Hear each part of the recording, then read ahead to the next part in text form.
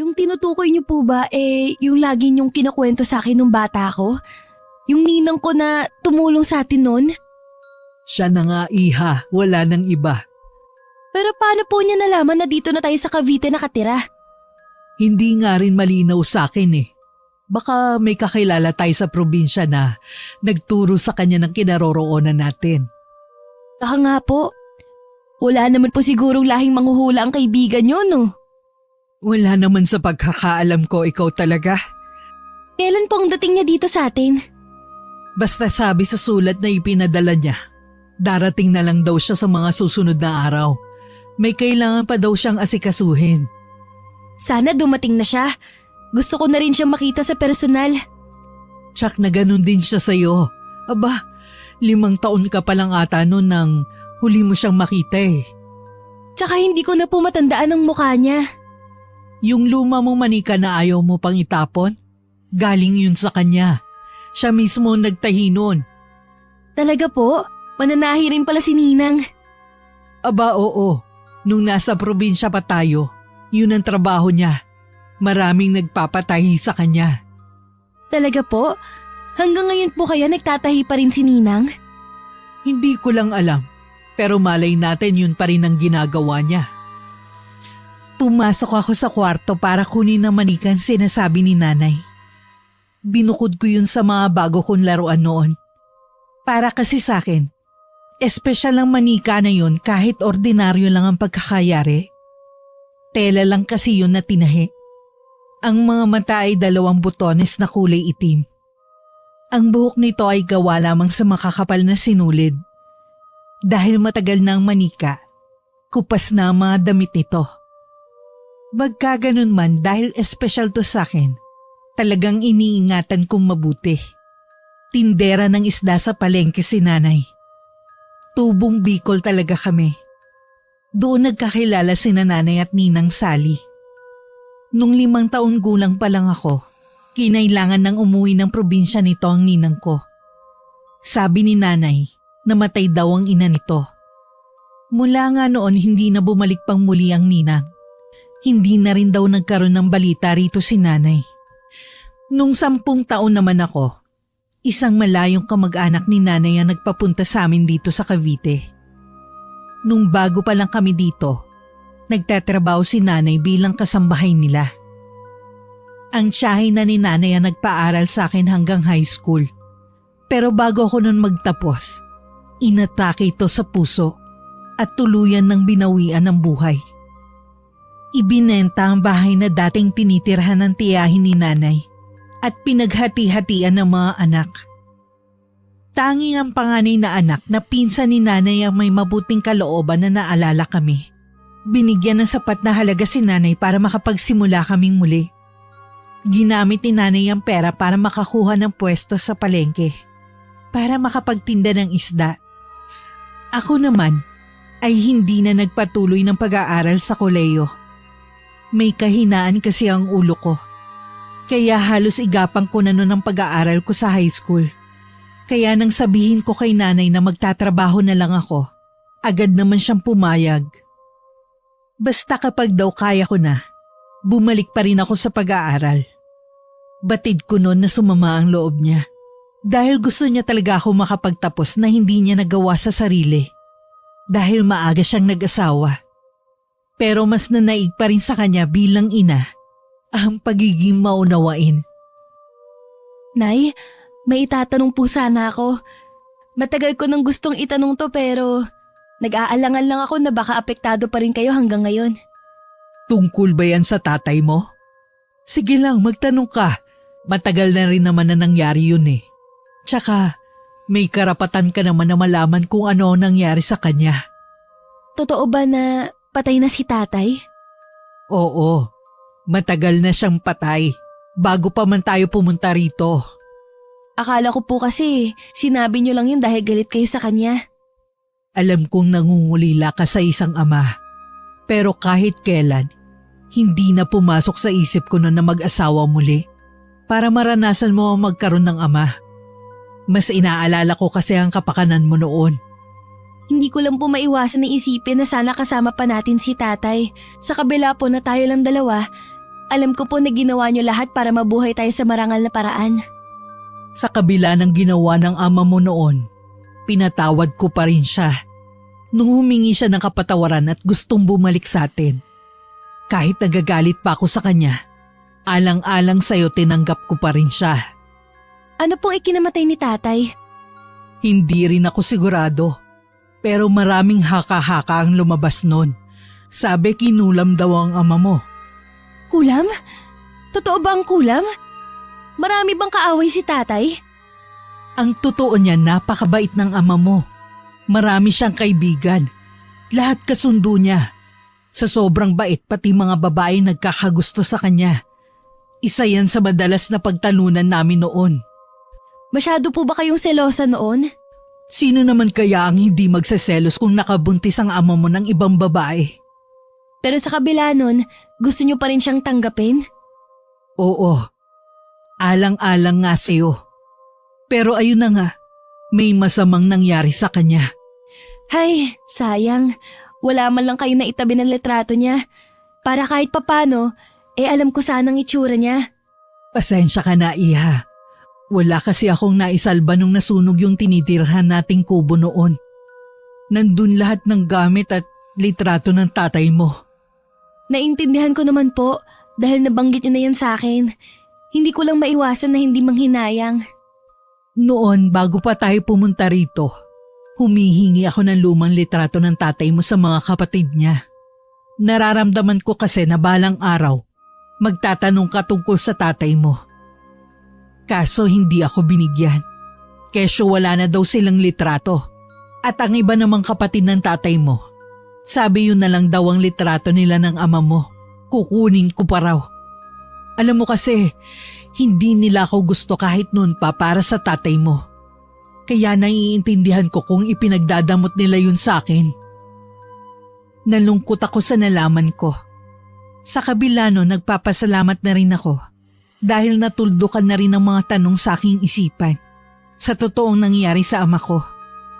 At ang tanong kung bakit wala akong balita sa pamilya ng ama ko. Kinabukasan, si nanay lang ang nagising na maaga para pumunta sa daungan kung saan namamakyaw ito ng isda na ititinda sa palengke. Pinaiwan niya ako sa bahay para ayusin ang kwarto ko. Para kung sakali daw na darating si Ninang Sally, ay doon muna ito pansamantalang matutulog. Agad naman akong sumunod. Inilipat ko muna ang ibang mahahalaga kong gamit sa kwarto ni nanay. Pagkatapos ko makapaglinis, naghanda naman ako ng tanghalian. Bago kasi magtanghalian, umuuwi na si nanay galing sa palengke.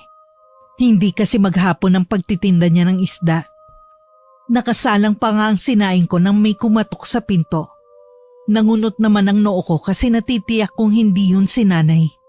May dala kasi siyang sariling susi.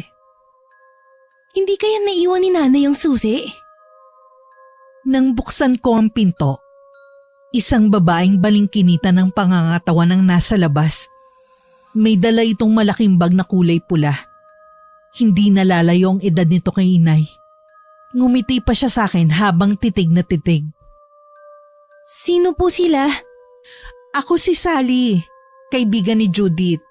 Ikaw na ba yan, Melba? Ninang? Ako na nga po. Pasok po kayo. Mukhang may ginagawa ka. Pasensya na kung naistorbo kita. Hindi naman po. Tapos na po akong magluto ng tanghalian. Maupo muna kayo. Ang nanay mo pala. Pauwi na rin po yun. Nagtitinda po kasi si nanay ng mga isda sa palengke. Ganun ba? Ang sipag talaga ng nanay mo? Sinabi niyo pa po. Hindi ko nga lang po siya nasamahan ngayon dahil inutos po niya na linisin ko yung kwarto na gagamitin niyo. Baka daw po bigla kayong dumating. Salamat. Okay lang naman kahit saan ako matulog. Gusto ko lang talaga kayong makita ng nanay mo. Sa totoo lang ang nanay mo lang ang naging kaibigan ko. Wala po ba kayong naging kaibigan sa probinsya niyo? Meron naman, pero iba kasi ang naging pagkakaibigan namin ng nanay mo. Masyadong malalim. Ay, pasensya na po. Ikukuha ko lang po kayo ng maiinom. Pasensya na po talaga. Nauna pa ang pakikipaghuntahan ko sa inyo. Ayos lang, kahit tubig na lang. Hindi rin kasi ako mahilig sa ibang inumin. Sige po, ikukuha ko lang kayo ng tubig. Sandali ko munang iniwan si Ninang sa may sala. Medyo natataranta pa ako. Dahil yun ang kauna-unahang magpapatuloy kami ng bisita dito sa bahay. Dinala ko na ang isang pitsyel at baso. Pagbalik ko sa sala, nadatnan kong inililibot nito ang paningin sa buong bahay. Heto na po ang tubig nyo. Salamat. Sa inyo na ba ang bahay na to? Hindi pa po namin tapos hulugan. Siguro po mga 2 taon na lang po. Tipid nang umiti si Ninang Sally. Habang umiinom nga, hindi ko maiwasan na hindi titigan ng babae. Mas di hamak na maganda at maaliwalas ang itsura nito kesa sa aking ina. Natigil lang ang panunuri ko rito nang dumating si nanay. Agad rin nakilala ni nanay ang babae. Kahit ilang taon na rin silang hindi nagkikita. Kitang-kita sa anyo ni nanay ang saya na makita muli ang kaibigan na matagal na nitong hindi nakikita. Mahigpit na nagyakapan ng dalawa at pareho pang maluha-luha ng maghiwalay. Ako naman, tahimik lang na nakamasid sa kanila. Buti natuntun mo tong sa amin. Hindi naman mahirap hanapin ang bahay niyo. Kumusta ka na? Ito, sa awa ng Panginoon naging maayos naman ang paglipat namin dito sa Cavite. Ikaw, kumusta ka na? Ayos naman. Pasensya na kung hindi ako nakasulat sa'yo nun ha. Malayo kasi kami sa Kabihasnan Binalikan ko pa nga kayo sa Bicol. May nagsabi nga na nandito na kayong mag-ina. Mahaba-haba ding kwento kung paano kami napunta rito. Sa ibang araw ko na lang ikukwento. Tingin ko sa'yo hindi ka nagbago. Maganda ka pa rin hanggang ngayon. Akala mo lang yun dahil matagal tayong hindi nagkita. Pero marami na rin nagbago sa akin. Tingnan mo ang balat ko puro kulubot na rin. Hindi naman halata. Siya nga pala ang pamilya mo. Ha? Kung itatanong mo sa akin kung nakapag-asawa ko, hindi ako nakapag-asawa kaya wala din akong anak. Bakit naman? Sa ganda mong yan? Hindi siguro laan para sa akin ang pagkakaroon ng pamilya. Tsaka matagal ko nang tanggap na mag-isa lang akong tatanda. Tsak na marami tayong mapag-uusapan tungkol sa mga naging buhay natin. Inalok na lang ni nanay ang kaibigan na kumain na kami para maiba na ang kanilang pinag-uusapan. Naghain na ako agad para makakain na kami ng tanghalian. Habang nasa hapagkainan nga, hindi matapos-tapos ang kwentuhan nila. Ako naman, panakanak sumasali sa usapan. Madalas binabalik-balikan nila ang mga naganap noon sa probinsya nung nandun pa kami. Isa lang ang napansin ko kay Ninang. Tuwing napag-uusapan ng tungkol sa kanya, umiiwas ito. Tila ayaw pag-usapan na naging buhay nito sa probinsya nila. Kain pa, Mare. Alam ko pagod at gutom ka sa biyahe. Oo, Mare. Maiba pala ako. Nabanggit ni Melba na may pwesto ka sa palengke. Mga isda daw ang tinitinda mo. Ayos naman ba? Oo. Minsan malakas ang benta. Minsan inaabot din ng tumal. Pero ang importante, nakakaraos naman kami mag-ina sa pang-araw-araw namin. Ikaw Melba, nag-aaral ka pa ba? Hindi na po ako nagkolehiyo. Nagtrabaho na po ako agad Sa ngayon po, tinutulungan ko muna si nanay. Sayang naman, dahil ba sa pinansyal? Ay hindi po, ibang dahilan po. Kasi kung kailangan mo ng tulong handa naman akong tumulong. Naku, hindi po yun ang dahilan. Kaya naman po akong paaralin ni nanay. Napatango-tango na lang si Ninang Sally habang mataman ng titig sa akin. Naasiwa naman ako sa mga tingin nito. Kaya itinuon ko na lang ang pansin ko sa pagkain. Nang makatapos kami ng pananghalian, itinuloy na nila ang kanilang kwentuhan sa may sala. Habang ako naman ay nagliligpit ng mga plato at kubyertos. Ibinigay na rin ni Ninang ang mga pasalubong niya sa aming mag-ina. Noon ko lang nakita na masayang-masaya si nanay dahil sa pagdating ng isang kaibigan. Naalala ko pa ang kwento sa akin ni nanay. Nang iwan daw kami ni tatay para samahan ng babaeng nabuntis nito noon, naging mahirap daw ang buhay namin. Wala rin mapag-iwanan sa akin para makapagtrabaho nun si nanay. Dayo lang sa lugar namin nun si Ninang Sally. Ito lamang daw ang nag-alok ng tulong sa amin noon. Lagi raw nakaalalay ang babae kay nanay. Kaya naman nung dumating ang kapiyastahan sa lugar namin at nagkaroon ng libreng binyag, si Ninang Sally ang kinuhang ninang noon ni nanay. Melba, naayos mo na ba yung kwarto mo? Ho? Opo, naayos ko na po. Baka kasi gusto mo na magpahinga ng ninang mo. Sasamahan ko na po kayo, Ninang. Salamat, Iha. Medyo napagod nga ako sa biyahe eh. Malayo-layo din kasi itong sa inyo. Kung may iba pa po kayong kailangan, magsabi lang po kayo.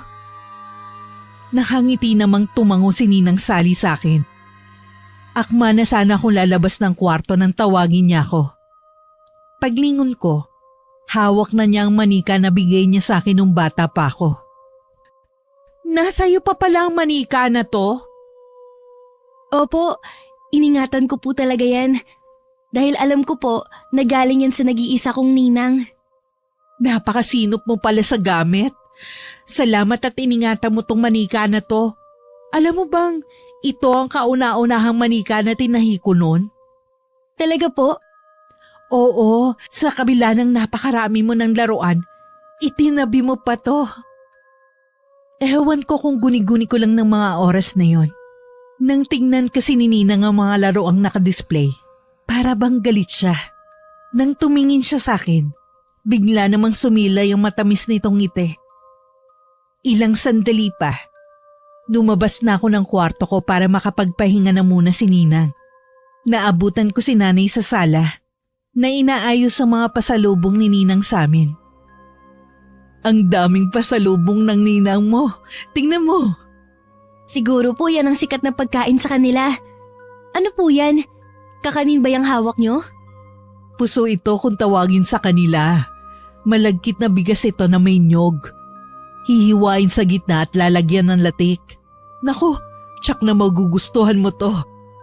Mukha nga pong masarap. Gusto mo bang tikman ngayon? Mamaya na lang po, Nay. Busog pa po ako eh. Nay, may tatanong po sana ako sa inyo. Tungkol saan? Kay Ninang po, bago po siya umuwi sa kanila, gano'n nyo na po siya katagal nakakilala? Hindi pa kami nagsasama ng tatay mo eh. Nandun na siya sa baryo natin. Naging malapit lang kami nung iwan tayo ng tatay mo. Bakit mo na itanong? Wala naman po. Yun kasi ang hindi nyo nakwento sa akin. Eh ikaw naman ang tatanungin ko. Ayos lang ba na dumito muna ang ninang mo? Baka kasi mailang ka. Hindi ka naman sanay na may ibang tao dito sa bahay natin. Okay lang po, Nay. Mukhang mabait naman po si Ninang eh. Mabait talaga yan. Tsaka malaki ang utang na loob natin sa kanya. Kaya pagkakataon na natin to para makabawi sa kanya. Naging maayos naman ang pananatili ni Ninang Sally sa bahay. Katunayan, nabawasan ang mga gawaing bahay ko. Sa umaga kasi, si Ninang ang nagluluto ng almusal namin. Siya na rin ang naglilinis ng bahay. Minsan pag uwi namin galing sa palengke, nakalaban na rin siya para tuloy kami nagkaroon ng libreng kasambahay sa bahay namin. Minsan narinig kong sinabi ng nanay na hindi nito kailangan gawin ng mga gawaing bahay. Bisita umano ito sa bahay namin. Ngunit mapilit pa rin si Ninang. Siya na nga daw ang nakakaabala sa amin. Dapat lang daw nasuklian niya yon. Sa kabila ng kabutihang ipinapakita sa amin ni Ninang, hindi pa rin ako komportable sa presensya niya. Lalo't kapag nasa malapit lang siya. Hindi ko rin kasi maipaliwanag ang nararamdaman ko. Basta alam ko lang, may kakaiba kay Ninang na mahirap ipaliwanag. Minsang galing ako sa labas, naabutan ko sila ni nanay na ako ang pinag-uusapan. Halika anak, sumali ka sa aming kwentuhan. Tungkol po saan ang pinag-uusapan nyo? Nabanggit kasi ng ninang mo na dapat nga inuuna mo yung pag-aaral mo kaysa sa trabaho. Mas magiging maganda kasi ang kinabukasan mo kung nakapagtapos ka. Tsaka magandang trabaho rin ang mahahanap mo. Eh Nay, napag-usapan na po natin to, di ba? Tsaka na lang po ako mag-aaral ulit. Kaya lang Iha, sayang din kasi ang mga taon.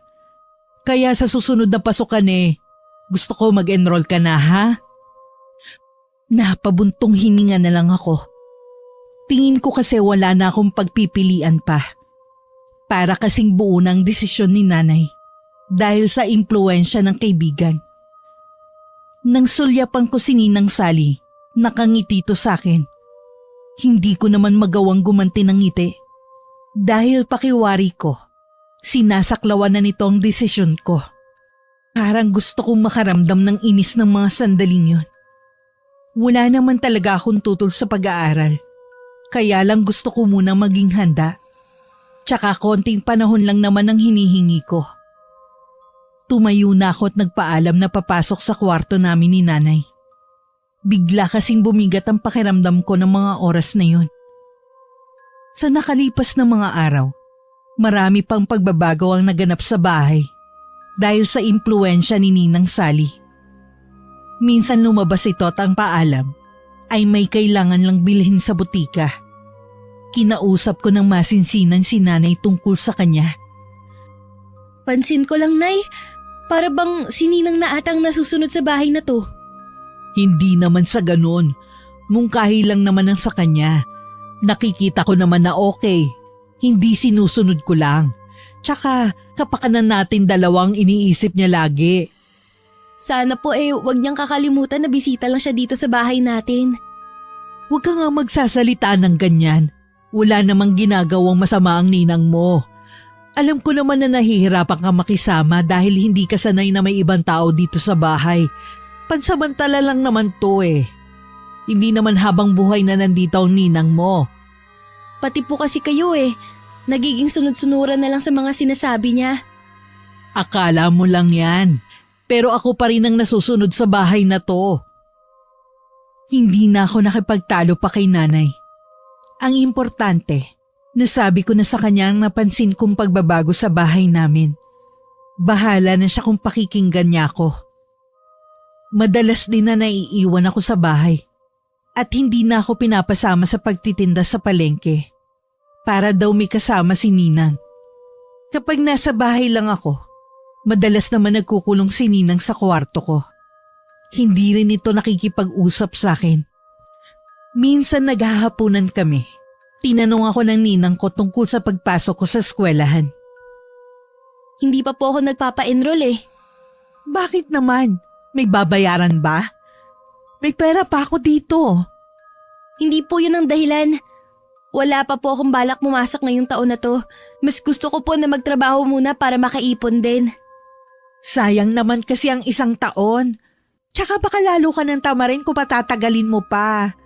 Kaya naman ng nanay mo na pag-aralin ka, sabi niya. Ayoko na po kasing iasa kay nanay ang pagpapaaral sa akin sa kolehiyo. Tsaka may iba pa po akong dahilan na hindi ko pwedeng sabihin. Obligasyon ng magulang na pag-aralin ng anak at… Hindi niyo po kasi ako naiintindihan. Nag-usap na po kami ni nanay dati. Pumayag naman po siya na magtrabaho muna ako. Sana po respetuhin niyo na lang po ang desisyon ko. Totoo ba ang sinabi ng anak mo, Judith? Oo. Basta kako babalik siya sa pag-aaral niya.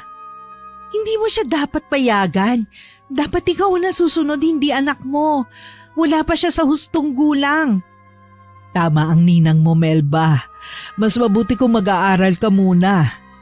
Pero Nay, may papasukan na po akong bagong trabaho sa palengke. Mag-uumpisa na po yun sa Lunes. Tsaka nag-usap na tayo dati, di ba? Pwede mo namang hindi yun pasukan. Pasensya na po kayo, Ninang. Hindi na po pwede. Tsaka yun na po ang desisyon ko. Hindi na po magbabago pa ang isip ko. Pareho silang natigilan sa huli kong sinabi. Nahuli ko pa ang biglang pagtalim ng mga mata ng ninang ko. At nang mapansin na nakatingin ako sa kanya, pilit itong nagpakawala ng ngiti sa amin ni nanay. Nung gabi na, habang inaayos ko ang higaan namin, kinausap muli ako ni nanay. Tingin ko anak Tama ang sinabi ng ninang mo. Obligasyon kong papag-aralin ka. Alam ko naman po yun. Pero alam niyo naman na hindi maganda ang naging karanasan ko nung nag-aaral ako eh. Iba naman sa koleyo. Iba na ang mga magiging kaklase mo. Hindi mo naman kailangan magtrabaho. Makakapaghintay naman yan. Nay, sabi ko naman sa'yo babalik din ako sa pag-aaral. Gusto ko lang maging handa at syempre sasamantalahin ko na rin ang makaipon. Sige na nga, hindi na kita pipilitin pa. Basta wag mo lang kakalimutan ang usapan natin, ha? Opo, Nay. Salamat po. Naunawaan niyo rin ako. Araw ng linggo. Plano namin ni nanay na magsimba kaya niyaya niya si Ninang. Pero tumanggi ito. Sabi nito, masakit daw ang ulo kaya magpapahinga na lang muna. Nang makalabas kami ng bahay, tsaka lang ako nakahinga ng maluwag. Isa sa napansin ko, mula nang tumira sa amin si Ninang Sally. Para bang naging masikip na ang bahay sa amin. At parang laging maalinsangan ng loob. Ang kaibigan kong si Jonathan ang madalas kong masabihan ng mga problema at nangyayari sa bahay namin. Ito rin ang nagpasok sa akin sa trabaho sa palengke nang magpahanap ang amo nito ng tindera sa pwesto nito. Sa mga kwento mo pa lang, parang may mali sa ninang mo. Ewan ko lang yun lang ang palagay ko. Baka mali rin ako, hindi ko pa naman siya kasi nakikita eh. Pakiramdam ko nga may kakaiba sa kanya na mahirap ipaliwanag. Dapat magdoble ingat kayo. Kahit pa sabihin na ninang mo siya, matagal na panahon na rin hindi nyo siya nakita, hindi ba? Sa loob ng ilang taon na yun, marami ang pwede nangyari sa kanya. Naisip ko nga na baka mali yung desisyon ni inay na patuluyan ng kaibigan niya sa bahay. Tsaka parang wala na rin balak umalis. Ha? Paano mo naman nasabi? Narinig ko lang nung nagkukwentuhan sila ni nanay. Alam mo, baka hindi magtagal maging problema pa lang nanay mo yung kaibigan niya. Ganun na nga kapag hindi niya tinigilan ng pakikialam sa amin ng nanay ko. Alam mo, ang dapat mong kausapin ng nanay mo, baka mahuli ang lahat. Naiiling si Jonathan sa sitwasyon namin sa bahay. Wala rin itong maisip na pwede kong gawin. Pareho din kami nang naiisip na baka kapag nagtagal pa ang ninang ko sa bahay namin, ito lang ang pagmulan namin ng away ng nanay ko. Kapag ginagabi ako sa pag-uwi, madalas akong ihatid ni Jonathan sa bahay bago ito umuwi sa kanila. May sarili kasi siyang motor, kaya ayos lang sa kanya kung gabi-gabi niya akong ihatid. Hindi pa ako nakakababa sa motor ni Jonathan. Napansin ko na agad na nakadungaw ang ninang ko sa may bintana. Saktong kabababa ko lang sa motor nang biglang bumukas ang pinto at ininuwanon si Ninang. Magandang gabi po. Inihatid ko lang po si Melba para hindi na siya bumiyahe. Hindi umimik si Ninang Sally. Basta na lang itong nakatingin kay Jonathan. Ako naman ay nagmano sa kanya. Nang si Jonathan naman ang magmamano sa kanya, ay hindi nito inabot ang kamay. Kitang-kita ko pa ang pagkapahiya ng kaibigan ko sa inasal na yun ni Ninang Sally.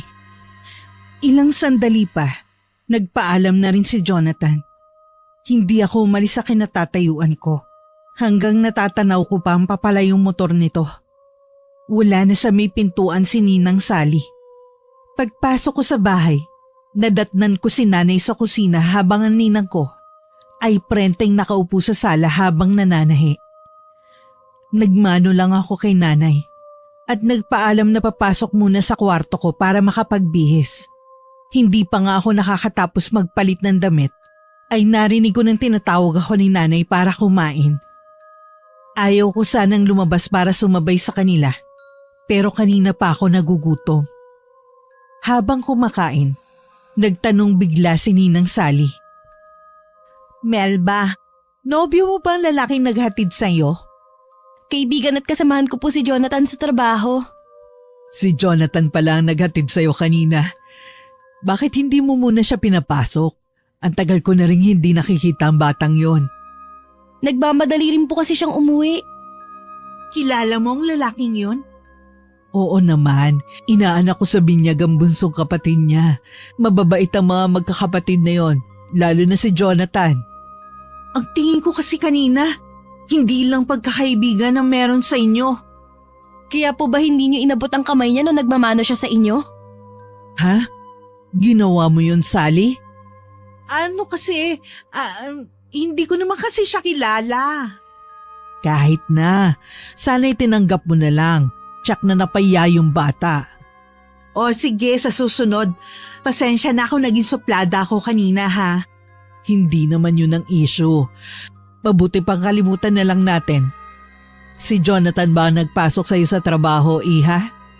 Siya nga po, Nay. Kung siya ang kasama mo sa trabaho, hindi na ako masyadong mag-aalala sa'yo. Alam ko namang babantayan ka niya. Sa buong hapunan tahimik na lang si Ninang Sally. Kami na lang ang nagkukwentuhan ni Nanay. Nauna na rin siyang tumayo at nagdahilan na biglang sumama ang pakiramdam. Kinabukasan sumabay na ako kay Nanay sa pagpunta sa palengke para matulungan ko muna siya sa pag-aayos ng mga isda bago ako dumiretso sa trabaho ko. Pagdating sa trabaho, ngumiti lang sa akin si Jonathan at trabaho na agad ang hinarap namin. Nung bandang tanghali na, wala nang masyadong mamimili kaya naman libre na ang oras namin. Naging paksa namin ang nangyari kagabi. Sa totoo lang, kabado ako nung makita ko ninang mo. Mukhang masungit kasi. Tama nga talaga ako. Pinagsabihan naman siya ni Nanay. Kung sakali na makita mo siya ulit, wag mo nalang pansinin kung gagawin ulit niya yun sa'yo. Sana kapag inhatid kita mamaya wala siya. Dahil pa niya kasing nanay mo kung umaste. Isa pa nga yun eh. Alam mo, nung dumating siya sa bahay, okay naman sana. Kasi siya lahat ang gumagawa ng gawaing bahay pero sumusobra na siya. Pakiramdam ko, para kaming tau-tauhan ni Nanay sa sarili naming bahay. Hindi mo ba siya aalis? Hindi ko nga alam kung may plano pa siyang umalis eh. Kumukuha lang ako ng tiyempo para kausapin si Nanay.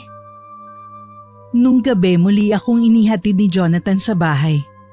Mabuti na lang hindi lumabas ng bahay si Ninang. Agad na rin umalis ang binata. Nadatnan ko ang Ninang sa sala. Lumapit ako para magmano sa kanya. Patalikod na sana ako nang tawagin ako ni Ninang Sally. Melba, teka lang. Kanina pala binalang kita ng ilang gamit para sa pagpasok mo sa eskwelahan. Po, bakit niyo po ako binilhan? Hindi pa naman po ako papasok. Sabi kasi ng nanay mo nagkausap na kayo. Nagkausap na nga po kami. Naiintindihan niya po ako na mas gusto ko magtrabaho muna. Dahil ba sa lalaking yun kaya ayaw mo na mag-aral? Wala pong kinalaman si Jonathan sa desisyon ko. Kung hindi ka mag-aaral, isang katulad lang niya makakatuluyan mo. Isang kargador sa palengke.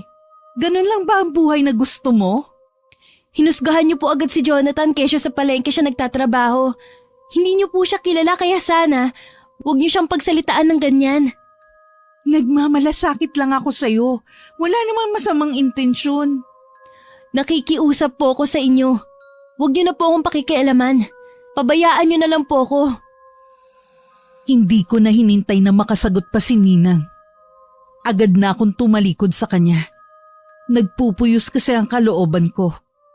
At baka kung ano pang masabi ko, nalabag sa kagandahang asal na tinuro sa akin ni Nanay. Nung gabing yon, hindi ako lumabas ng kwarto para maghapunan. Nakailang tawag sa akin si Nanay, pero hindi ako lumabas. Hindi ko na rin namalayan na makakatulog ako sa sama ng loob. Kinabukasan, hindi ako pumasok dahil masama ang pakiramdam ko. Lumabas ako ng kwarto na wala ang Ninang. Sabi ni Nanay, maaga daw itong umalis. Sinabi sa akin ng Ninang mo ang nangyari. Humihingi siya ng dispensa sa'yo. Hindi daw niya sinasadya. Naiintindihan ko naman siya. Sobrang nag-aalala lang siya sa'yo. Hay, kailan po ba siya aalis sa bahay natin? Isa pa nga yun, anak. Nagsabi siya na wala na daw siyang mapupuntahan. Hindi na daw siya makakauwi sa probinsya nila. Wala po ba siyang kamag-anak na maaaring tuluyan muna? Anak, wala siyang kamag-anak na nandito. Tayo na lang ang pinuntahan niya dito. E di magtitiis na lang tayo sa pakikialam niya sa buhay natin? Kinausap ko na siya. Nangako naman siya na hindi na mangingialam. Nakakaawa nga siya kanina kasi panayang iyak habang humihingi ng sorry. Hindi na po kasi ako komportabling nandito siya. Nangako naman siya na magbabago na. Tsaka isa pa, malaki ang utang na loob natin sa kanya. Siya ang tumulong sa atin nung walang-wala tayo sa probinsya. Ngayon na nga lang ako makakabawi sa kanya eh. Kahit naroon pa rin ang pagtutol ko na manatili pa sa amin ng ninang ko, inayunan ko na lang si nanay. Gusto ko pa rin bigyan ng pagkakataon ng kaibigan niya. Siguro naman sa susunod na mangialam na naman ng kaibigan nito sa amin, paaalisin na siya ni nanay. Sapat na siguro ang pagkupkup namin sa kanya ng ilang buwan. Na mapag-isa ko, noon ko lang napagtanto na matagal na pala sa amin si Ninang. Kung tutuusin, wala kaming gaanong alam sa pagkatao niya. Pero pinakikitunguhan pa rin siya ng mabuti ni nanay. Lumabas muna ako ng kwarto namin. Napadaan ako sa kwarto ko dati na siyang ginagamit ngayon ni Nina. Tila meron nag-uudyok sa akin na pasukin ng kwarto. May kailangan ka sa akin? Wala po. Meron lang po sana akong kukunin na gamit ko. Ano yun? Kukunin ko para sa'yo. Tsaka na lang po. Hindi ko pa naman po kailangan. Teka lang Melba. Pwede ba kitang makausap sandali? Sige po. Pasensya ka na sa inaasal ko ha. Maniwala ka, kabutihan mo lang ang iniisip ko. Wala na po yun. Nagkausap na rin po kami ni nanay. Salamat ha. Ang bait mo talagang bata. Sige po, lalabas po muna ako. May bibilhin po kasi ako eh. Sige, ingat ka. Tumangulang ako at saka lumabas ng bahay namin. Habang naglalakad ako sa pinakamalapit na tindahan sa amin, binalik-balikan ko yung naging pag-uusap namin ng ninang. Hindi ko kasi maramdaman ang sinseridad sa kanya. Para bang napipilitan lang. Ng mga sumunod na araw, naging maayos naman ang lahat sa bahay. Nakita ko nga ang pagbabago kay Ninang Sally. Kahit nung pumunta si Jonathan sa bahay dahil kaarawan yun ni nanay, pinakiharapan niya ito ng maayos. 5 katao lang ang inimbita sa kaarawan ni nanay. Konti lang kasi ang handa. Ang ibang bisita na kaibigan ni nanay sa palengke ay kanina pa nakauwi. Mabait naman pala yung ninang mo eh. Oo, kinausap kasi siya ni nanay noon. Kaya siguro natauhan. Eh di, wala ka ng problema sa bahay nyo. Wala naman talagang problema eh. Simula lang naman nung dumating si Ninang, parang naging komplikado ang lahat. Pero okay na rin naman na. Kita mo nga, hindi na siya suplada sa'yo. Nagulat nga ako dahil binhati ako kanina. Marami pa kami na pag-usapan ni Jonathan habang nasa labas ng bahay. Nagpaalam kasi kami kina nanay na magpapahangin lang sandali. Ilang sandali pa, nagpaalam na rin si Jonathan. Dahil lumalalim na rin ang gabi. May kalayuan din kasi ang bahay nito sa amin. Kahit malaon nang wala si Jonathan, nanatili muna ako ng ilang minuto sa labas. Gusto ko lang namnamin ang malamig na simoy ng hangin panggabi. Maya-maya lang, pumasok na rin ako sa loob. Nadatnan ko na nagliligpit si Ninang ng mga ginamit sa handaan. Ako na lang po dyan, Ninang. Magpahinga na lang po kayo. Hindi na, kaya ko na to. Baka maabala ko pa kayo ng bisita mo. Kanina pa po umalis si Jonathan. Talaga? Akala ko dito siya matutulog. May kahihiyan naman po siya para dito makitulog sa bahay namin. Biglang napalis ang nakakalokong ngiti sa labi ni Ninang at nakipagtigasan pa ng titig sa akin. Sari-saring emosyon ang nabasa ko sa mga mata niya. Ito ang biglang umiwas ng tingin sa akin. Saka pumasok ng kwarto nito. Dumating naman si nanay na galing sa labas. Ugali na kasi nitong ipakain sa mga asong gala ang mga tira-tirang pagkain sa bahay. Nasaan ang ninang mo? Nasa kwarto na po niya. Sabi ko po kasi ako nang bahalang maglikpit dito. Oo nga, tsak na napagod yun dahil siya ang nagluto ng mga handa ko. Nakakaya nga Siya kasi ang bumili lahat ng handa ko. Regalo daw niya sa akin. Di ba, Nay, wala naman siyang trabaho? Saan siya kumukuha ng pera? Nabanggit niya sa akin na ibinenta na raw niya ang bahay nila sa probinsya. Baka yun ang perang ginagastos niya. May pera naman pala siya. Bakit hindi na lang siya maghanap ng mauupahan? Teka nga lang, bakit ganyan na naman ang tono ng pananalita mo? May nangyari ba kanina? Ay, wala naman po. Sige po, maglilikpit na ako. Magpahinga na rin po kayo. Nang maiwan ako mag-isa sa kusina, napaisip ako kung bakit umarte na naman ng ganun si Ninang. Hindi ko tuloy maiwasang mag-isip na baka may sakit ito sa pag-iisip. Kaya pabago-bago ng ugali. Hanggang mahiga, dala-dala ko ang alalahanin tungkol sa ninang ko na basta na lang sumulpot dito sa bahay. Kinabukasan sa trabaho, kinuwento ko kay Jonathan ang nangyari. Kahit ito ay naguluhan sa mga sinabi. Hindi ko na alam kung ano ang iisipin ko. Bakit hindi mo kausapin ang nanay mo? Kahit kausapin ko si nanay, hindi naman niya ako papakinggan. Lalo't malaki ang utang na loob niya dun sa kaibigan niya. Tapos ngayon, siya pang bumili ng handa ni nanay nung kaarawan niya. Hindi naman dahilan yun para umasta siya ng ganun sa bahay niyo.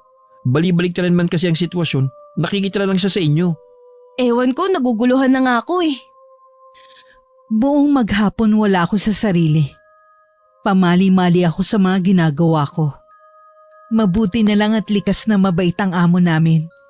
Nagdahilan na lang ako na masama ang pakiramdam ko. Pinayuhan na lang ako na umuwi na lamang para makapagpahinga. Pagdating sa bahay, naabutan kong masayang nakikipaghuntahan ng nanay kay Nina. Oh, maaga ka yata ngayon. Nilalagnat ka ba? Teka, ikukuha kita ng gamot. Hindi na po, Nay. Masakit lang naman ang ulo ko. Eh baka dahil sa panahon. Siguro nga po. Meron akong herbal dyan. Mabisa yun kesa iinom ka ng gamot. Hindi na po, Ninang. Yun na lang ang inumin mo, anak. Yung bibigay ng ninang mo. Subok ko na yon. Hindi na ako nakatanggi pa sa sinabi ni nanay.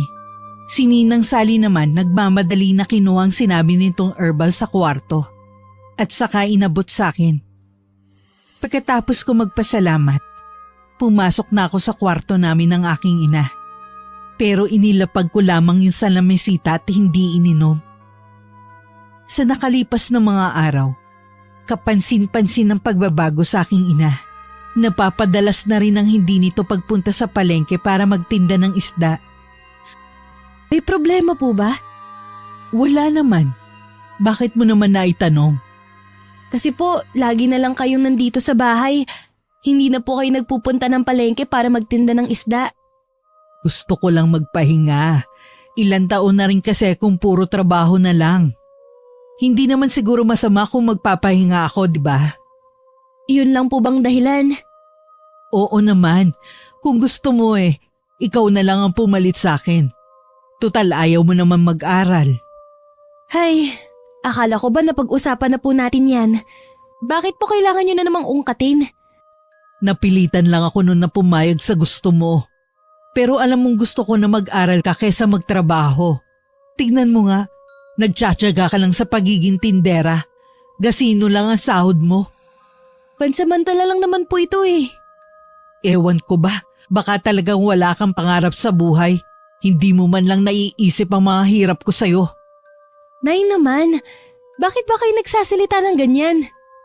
O bakit totoo naman 'di ba? Ni minsan wala akong narinig sa'yo na gusto mo kong iahon sa kahirapan. Wala kang pinag-iba sa ama mo. Bakit po ba kayo nagsasalita ng ganyan sa akin? O bakit? Wala ba akong karapatan na maglabas ng saloobin ko, ha? Simula nung dumating si Ninang sa bahay natin, ang laki na ng pinagbago nyo. Siya po bang nag-iimpluwensya sa inyo? Huwag mong ibahin ang usapan.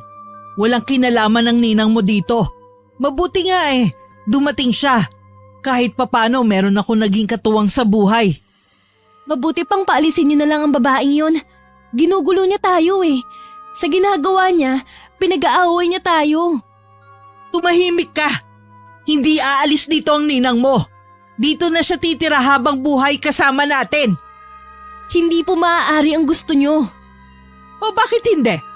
Ikaw bang masusunod sa bahay na to? Hindi naman po sa ganon. Pero Nay, Pwede ba? Huwag mo kong daanin sa pag-iyak-iyak mo dyan. ngayon lang po kasi tayo nagtalo ng ganito. Kasalanan mo rin. Ang tigas kasi ng ulo mo. Bago pa ako mapahagulgol sa harapan ni inay, pumasok na lang ako sa kwarto namin. Mabuti na lamang ng sumunod na araw. Muling bumalik sa pagtitinda ng isda si nanay. Ako naman inabala ko na lang ang sarili sa trabaho. Kapansin-pansin din ang pagiging bugnutin ng aking ina. Kaya naman umiiwas na lang ako hanggat maaari. Ayoko kasi na lagi na lang kami nagtatalo. Isang gabi pag uwi ko, nadatnan ko si nanay na nagwawala sa kusina. Agad ko siyang nilapitan at pinakalma. Nay, ano po bang nangyayari sa inyo? May hinahanap kasi ako. Hindi ko makita-kita. Paano kasi wala nang kaayusan dito sa bahay? Ano po ba yun? Ako na lang pong maghahanap. Bakit ba ganito ang buhay natin? Wala naman pong masama sa klase ng pamumuhay natin. Sabi niyo pa nga dati, kahit mahirap tayo basta magkasama tayo lagi. Sinabi ko ba talaga yon? Opo. Niyakap ko na lang si nanay ng mahigpit habang umiiyak din. Hindi ko alam kung anong nangyayari sa kanya. Pero alam kong may mali. Nang kumalma si nanay, dinala ko siya sa kwarto namin. Dinalhan ko rin siya ng tubig. Nang kumalma na siya, saka ko siya kinausap. Ano po bang problema? May sakit po ba kayo? Wala, iha. Hindi ko alam kung bakit ako bigla na lang nakaramdam ng sobrang kalungkutan. Hindi naman ako dating ganito. Iyon na nga po eh. Meron po bang sinasabi sa inyo si Ninang? Wala naman. Sigurado po ba kayo? Alalahanin niyo po. Baka meron siyang sinasabi sa inyo. Hindi ko alam. Wala akong maalala. Mula lang naman na tumira siya dito sa atin, ang dami ng hindi magandang nangyayari. Huwag ka naman magsalita ng ganyan sa ninang mo. Ang laki ng utang na loob natin sa kanya. Puro na lang kayo utang na loob eh. Nung wala tayong makain at wala ring gustong magbigay sa atin kahit ka mag-anak pa natin, si Sally ang naroon para damayan tayo. Siguro naman po sa pagtigil niya dito sa atin ng ilang buwan, bayad na tayo sa utang na loob na sinasabi niyo. Anong gagawin mo? Papaalisin ko na po siya. Nakatapos na kaming maghapunan ni nanay ay hindi pa rin dumarating ang ninang ko. Sinabi ko na lang kay nanay na mauna na siyang magpahinga at ako na nga lang ang maghihintay sa kaibigan nito. Habang naghihintay, palakas ng palakas ang kabog ng dibdib ko. Napatingin ako sa nakapinid na pinto ng kwarto ko. Humakbang ako papunta roon at saka pinihit ang seradura. Hindi yun nakalak. Pumasok ako sa loob at binuhay ang ilaw. Maayos naman ang higaan at iba pang naroon. Maliban sa bag nito na nasa sahig lang, bahagya pa yung nakabukas. Dala ng kuryosidad, nilapitan ko yun at tinignan ang laman. May 3 manika sa loob at itim na libro. May mga kandila rin at karayong. Hinalukay ko pa ang laman nun. May mga litrato din sa loob. Nagitla pa ako nang makarinig ng tricycle na tumigil sa harapan ng bahay namin. Agad kong ibinalik ang bag sa sahig at saka lumabas ng kwarto. Nasa sala na ako nang pumasok si Ninang Sally. Oh, hinihintay mo ba ako? Oho, gusto ko po sana kayong makausap. Tungkol naman saan? Pasensya na po sa sasabihin ko. Pero sana umalis na po kayo sa bahay namin. Ha?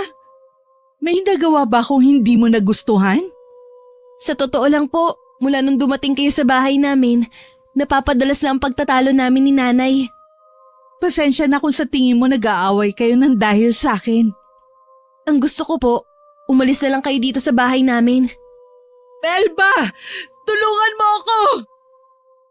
Sabay kaming napalingon ni Ninang sa kwarto. Dahil sa malakas na sigaw ni Nanay na may kasama pang pag-iyak. Sabay din kaming pumasok sa loob. Napasukan naming namimilipit sa sakit ng tiyan si nanay. Natataranta akong lumapit at hindi malaman kung paano siya hahawakan. Dadalhin ko na lang po kayo sa ospital. May gamot ako dito. Makakatulong yun sa nanay mo. Dahil sa pagkataranta at hindi ko malaman ang gagawin, hinayaan ko na lang si Ninang ang kumilos. Meron siyang pinainom kay nanay. Nang makainom, nakita kong unti-unti nang bumabalik sa dati ang kulay ni nanay. Hindi katulad kanina, para itong binabad sa suka. Ayos na po ba kayo, Nay? Medyo guminhawa ng pakiramdam ko. Dadalhin ko pa rin po kayo sa ospital bukas para malaman natin kung ano bang sakit ninyo. Sige, ikaw nang bahala. Magdamag kong binantayan si nanay. Pinakiramdaman ko din ang kabilang silid. Pakiramdam ko, may kung anong ginagawa si Ninang sa kwarto nito. Kinabukasan, kahit walang tulog, agad ako naghanda para madala ko si nanay sa ospital. Pero mariin itong tumanggi. Huwag na po sanang matigas ang ulo nyo. Paano po natin malalaman kung may sakit kayo? Magaling na naman ako eh. Sayang lang ang pera natin. Wala naman akong sakit. Nakikiusap po ako sa inyo. Ganito na lang. Kapag sinumpong ulit ako ng pananakit ng tiyan ko, ako na mismo magsasabi sa'yo na dalhin mo na ako sa ospital. Naiiling na lang ako sa katigasan ng ulo ni nanay. Sa huli siya pa rin ang nasunod. Hindi na rin natuloy ang pag-alis ng kaibigan nito. Dahil nakiusap sa akin si nanay na hayaan na lang muna ito sa bahay namin. Pakiramdam ko, lalo niya kaming inilulubog sa utang na loob sa kanya. Nakiusap din sa akin si Ninang Sally. Aalis din daw siya kapag nakahanap na siya ng malilipatan. Kahit maliit lang ang bahay namin, pilit ko talagang iniiwasan na magkita kami ng ninang ko. Hindi rin ako sumasabay sa pagkain kapag nariyan siya. Ganun ba katindi ang galit mo sa akin? Nagulo po kasi kaming mag-ina mula nung dumating kayo. Hindi ko alam kung anong motibo nyo. Maniwala ka. Wala akong masamang motibo sa pagtira rito. Ang nanay mo lang talaga ang naging kaibigan ko. Kaya nga gusto ko siya. Gusto ko kayong dalawa na makasama. Kung talagang kaibigan ang turing nyo sa kanya, hindi nyo siya iimpluwensyahan sa masama. Wala akong alam sa sinasabi mo. Kahit ano pa pong sabihin nyo, hindi na ako naniniwala. Nawala ng tiwala ko sa ninang ko. Nawala na rin ang simpatya ko sa kanya. Parang gusto kong pagsisihan na tinanggap pa namin siya sa bahay. Kay Jonathan ko lang lahat sinasabi ang mga nangyayari sa bahay. Kung wala pa ako mapagsasabihan, malamang sumabog na ako. Sa mga kinukwento mo, parang hindi pangkaraniwan ang ninang mo. Pati ako nakakaramdam ng takot para sa inyong mag-ina. Sa tingin mo may masamang balak sa amin ng ninang ko? Maaring sa'yo, wala. Pero paano kung sa nanay mo? Anong gagawin ko? Paano ko maililigtas ang nanay ko? Huwag ka mag-alala. May kakilala ako na maaaring makatulong sa atin kung tama ang hinala ko. Dahil sa hindi matukoy na sakit, naratay si nanay sa higaan. Si Ninang na rin ang nag-aasikaso sa buong bahay, maging sa pag-aalaga sa nanay tuwing nasa trabaho ako. Dahil hindi nakakapagtinda si nanay ng isda sa palengke, naubos na rin ang perang nakatabi nito. Ako nang bahala sa nanay mo. Aalagaan ko siya habang nasa trabaho ka. Salamat po. Ganyan dapat maging mabait ka dahil wala namang ibang tutulong sa inyo kundi ako. Kaya nga po nagpapasalamat ako sa inyo dahil nandito kayo. Ano nga palang gusto mong ulam mamaya? Kahit ano na lang po. Nang makalabas ng bahay, saka ko lang pinakawalan ng mga luha ko. Kailangan ko kasing magpakita ng kabaitan sa kanya kung ayaw ko mapahamak lalo si nanay. Yun kasi ang kabilin-bilinan ni Jonathan.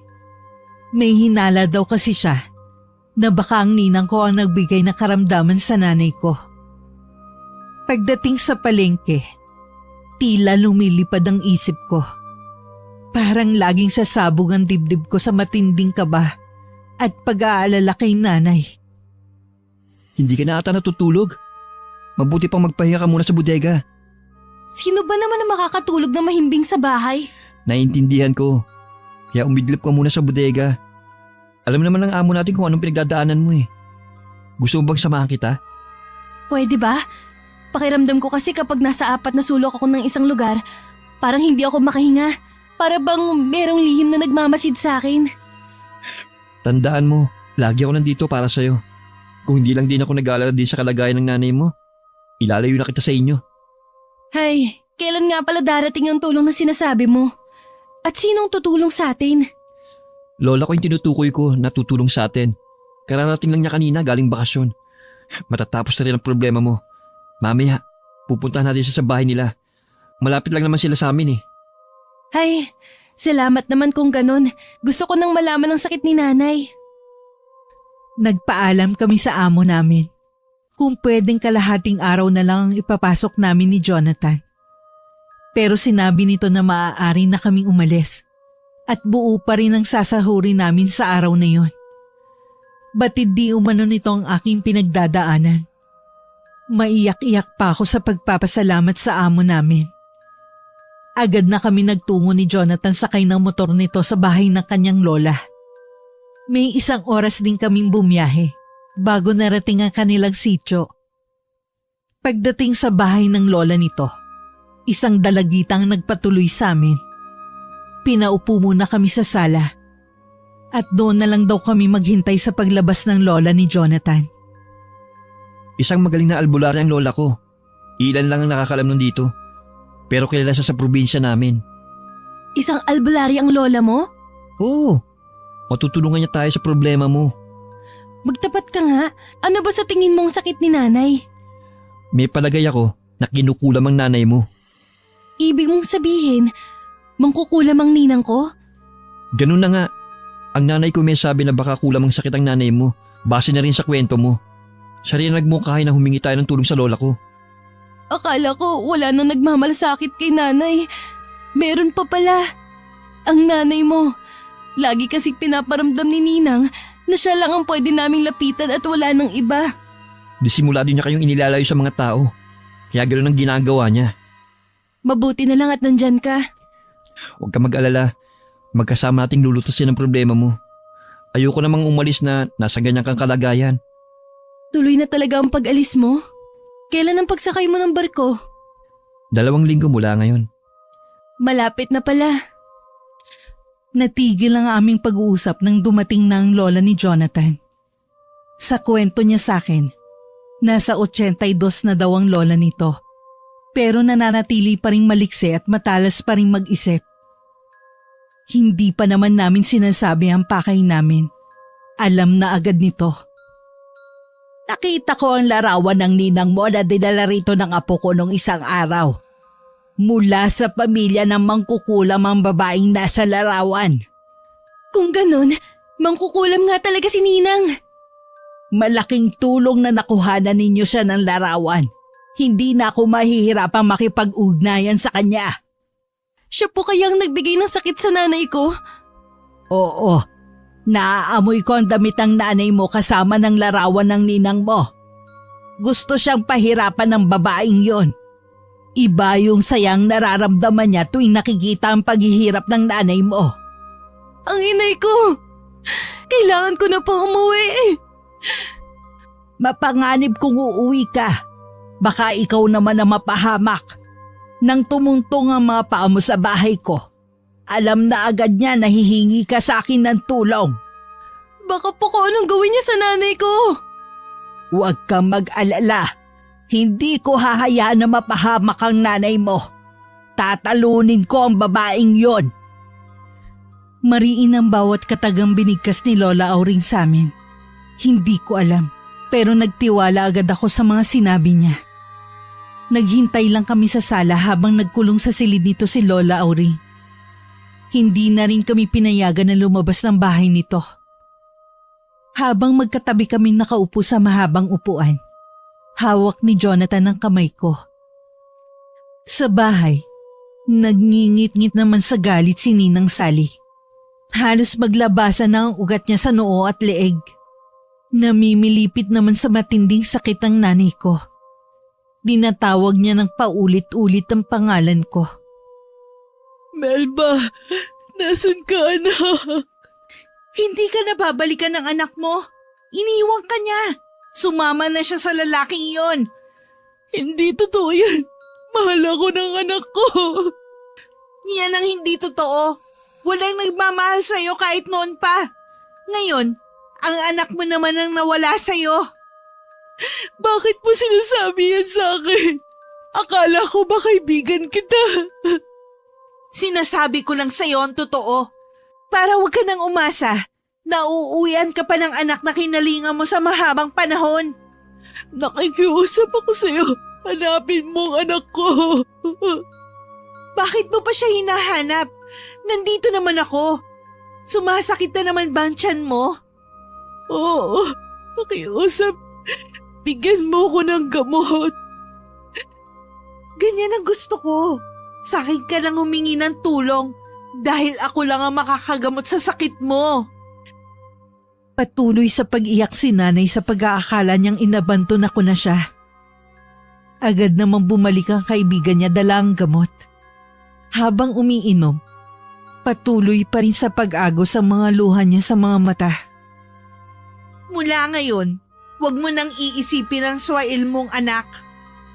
Hindi ko magagawa yan. Kahit ano pang ginawa ng anak ko, habang buhay ko siyang mamahalin. Mabuti pa magpahinga ka na. May gagawin lang ako sa labas. Nang makalabas sa silid na yun si Ninang, agad na kinuha ni nanay ang sulat na iniwan ko sa ilalim ng una niya. Paulit-ulit niya yung binasa, kaya alam niyang hindi ko siya magagawang iwan ng ganun lang. Si Ninang Sally naman, kasalukuyan niyang kausap sa kanyang isip si Lola Auring. Hindi mo ko kaya tanda. Mas malakas ako kesa sa'yo. Huwag mong maliitin ang kapangyarihan kong itim. Walang balak isuko ni Ninang ang nanay ko. Gusto niyang mapasailalim sa kanyang itim na mahika ang aking ina habang nabubuhay siya. Inabot na kami ni Jonathan hanggang madaling araw sa bahay ng kanyang Lola Auring. Naalimpungatan na lang ako bigla dahil sa panaginip ko tungkol kay nanay. Jonathan, si nanay. Hindi pa lumalabas si Lola sa kwarto niya. Matulog ka muna. Madilim pa naman sa labas eh. Gusto ko nang umuwi. Baka kung napapano na si nanay. Delikado kung uuwi ka ngayon. Hintayin lang natin ang sasabihin ni Lola. Pero Masasayang lang lahat kung uuwi ka ngayon. inaalala ko kasi ang nanay. Naiintindihan kita. Nag-aalala rin ako kay Aling Judith. Napahikbi na lang ako dahil sa takot ko para sa aking ina. Kung ano-ano nang pumasok sa isip ko na ginagawa ritong pagpapahirap ng ninang ko. Kahit nung tumayo si Jonathan para magpunta sa kusina, hindi ko na pinansin pa. Masyadong okupado ang isip ko sa mga nangyayari. Magkape ka muna. Salamat. Bakit hindi pa lumalabas ang lola mo? Hindi ko rin alam. Sa totoo lang, ito ang kauna-unahang pagkakataon na lumapit ako kay Lola para humingi ng tulong. Madalas ibang taong lumalapit sa kanya para humingi ng tulong. Hindi kasi ako naniniwala dati. Kahit ako man. Pero ipinagtapat sa akin ni nanay. Nakulam daw ang kinamatay ni tatay noon. Hindi ko tuloy maiwasan na baka may kinalaman si Ninang sa nangyari sa kanya. Sabay kami napatingin sa nakapinid na pinto nang bumukas yun. At lumabas si Lola Auring. Hapong-hapo ang itsura nito. Agad naman akong lumapit sa kanya at sakay nalalayan na maupo sa katapat naming upuan. Masyadong malakas ang kapangyarihan ng babaeng yon, pero hindi niya rin ako matatalo. Ibig po bang sabihin, ligtas na ang nanay ko? Oo, maaari mo na siyang puntahan. Salamat po, Lola Auring.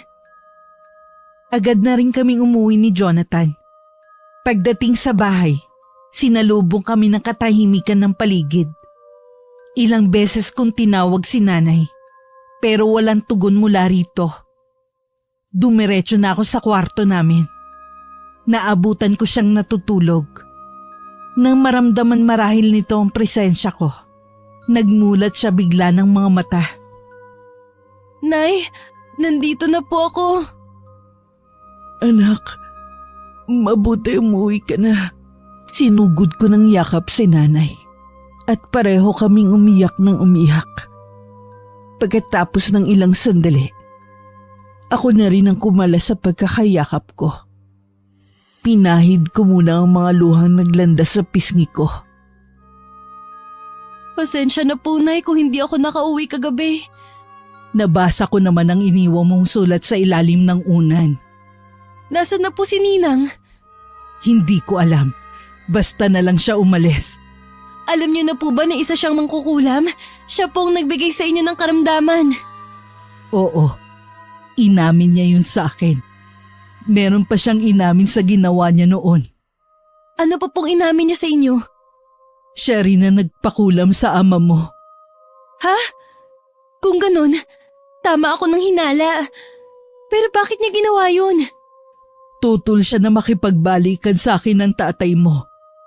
Iniisip niya, baka maisantabi ang aming pagkakaibigan kapag bumalik sa piling natin ang tatay mo.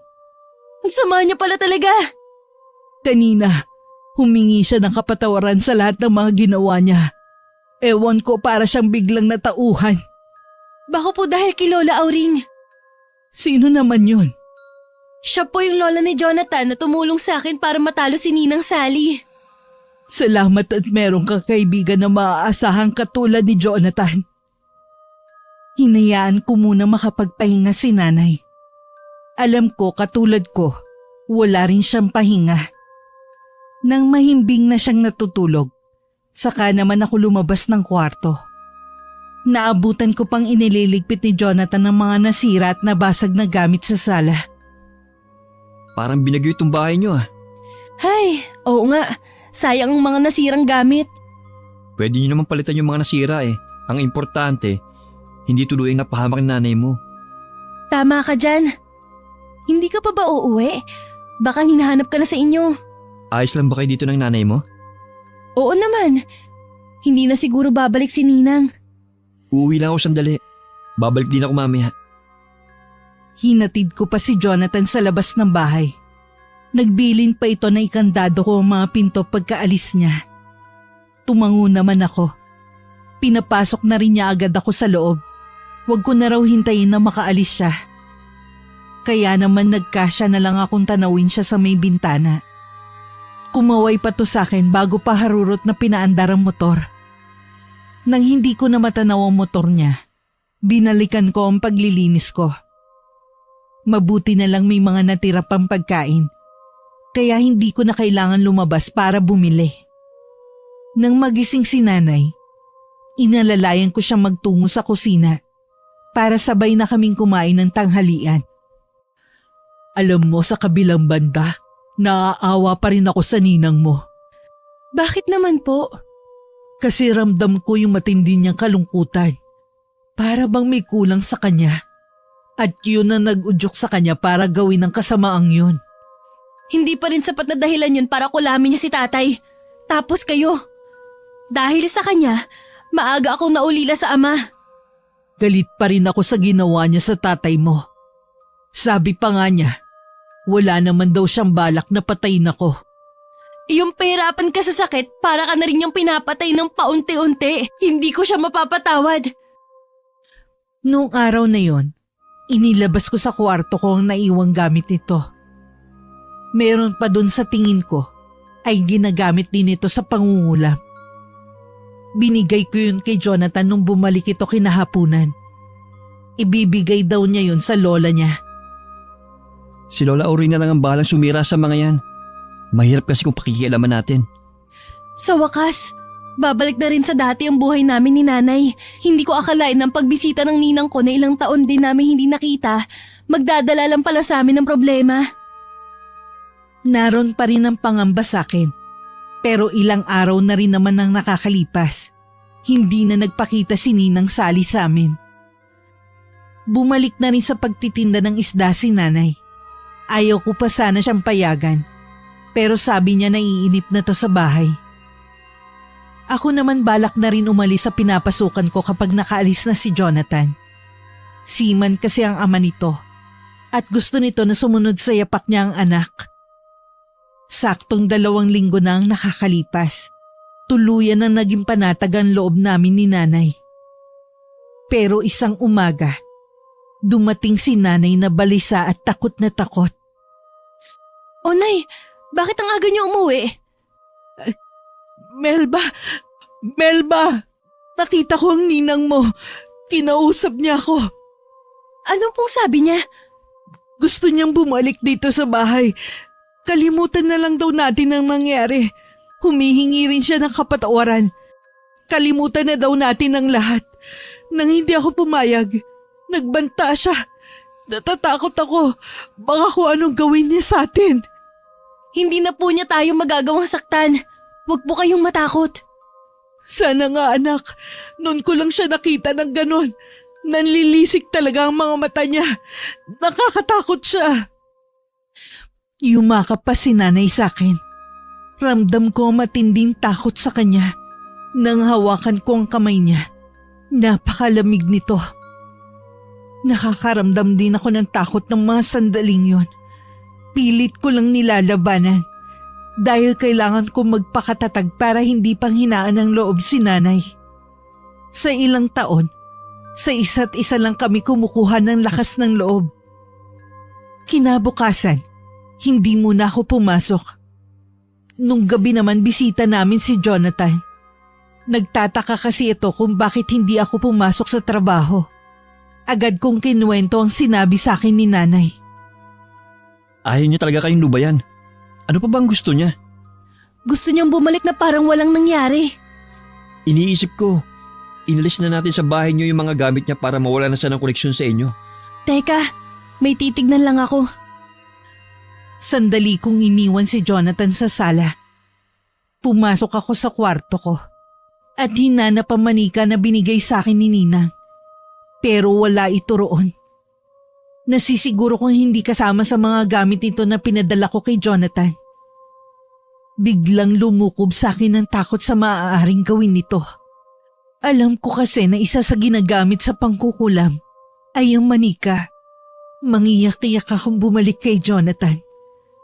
Sinabi ko rito ang tungkol sa manika. Hihingi tayo ulit ng tulong kay Lola Uring. Hindi ko pa rin maiwasan ng matakot. Magpakatatag ka at manalig ka sa Panginoon. Higit mong kailangan yon sa mga sandaling to. Sa kabila ng pagpapalakas ng loob sa akin ni Jonathan, hindi ko pa rin maiwasan ang mapaiyak na lang.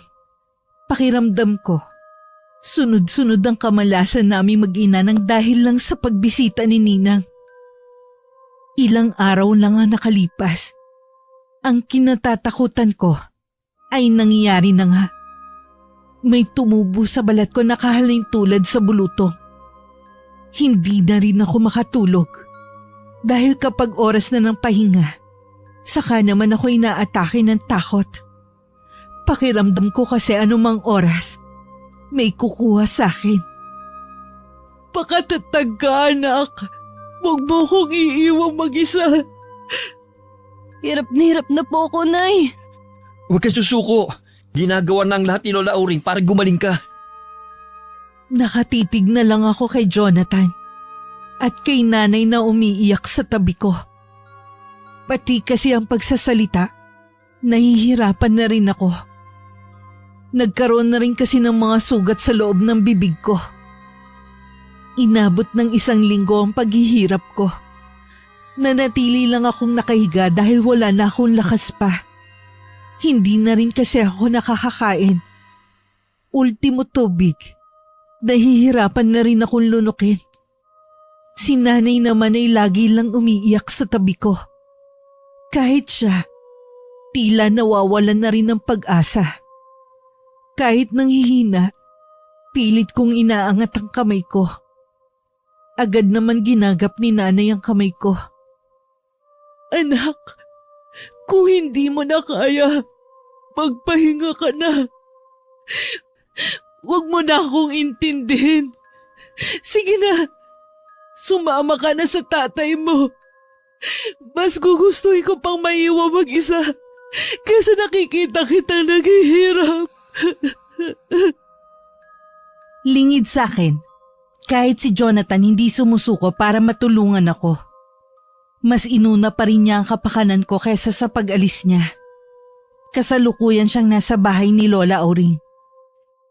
Inaamin ko minaliit ko ang kapangyarihan ng babaeng yon. Kabilang pala siya sa pamilya ng makapangyarihang mangkukulam. Wala na po bang pag-asa na gumaling si Melba? Lahat gagawin ko para gumaling si Melba, iho. Alam ko na mahalaga siya sa'yo. Lingid kay Jonathan, handang ibuwis ni Lola Auring ang buhay para lang mailigtas ako. Nang gabing yon, lahat ng kaalaman para makontra ang kulam na ginawa sa akin, ibinuhos na ni Lola Auring sa kanyang orasyon. Isang malakas na sigaw ang pinakawalan ni Lola Auring bago ito nabuwal sa sahig. Nahintatakutan namang lumapit ang dalagita rito. Nang pulsuhan nito ang matandang babae, wala na itong buhay. Tuluyan ng umagos ang mga luha sa mga mata ng dalagita. Napatulala na lang si Jonathan sa nakita. Kinabukasan dinalaw ako ni Jonathan sa bahay. Natalo ni Lola Auring ang sumpang ipinataw sa akin ni Ninang Sally. Katunayan lang na kahit kailan, hindi magtatagumpay ang kasamaan laban sa kabutihan. Utang ko sa'yo at kay Lola Auring ang pangalawa kong buhay. Nalulungkot lang ako dahil kinailangan pang isakripisyo ng lola mo ang buhay niya. Maligaya siya sa ginawa niya. Alam ko, asan man siya ngayon, masaya na siya. Oh Jonathan, nandyan ka pala iho. Salamat nga pala sa mga tulong mo ha. Wala po yun. Basta para sa inyo ni Melba. Nagpapasalamat din ako sa lola mo. Sayang nga lang, hindi kami nabigyan ng pagkakataon na magkaharap pa. Mula nang natalo si Ninang Sally, nawalan na rin kami ng balita rito. May mga pagkakataon pa rin na pinamamahayan ng takot ang dibdib namin ni Nanay.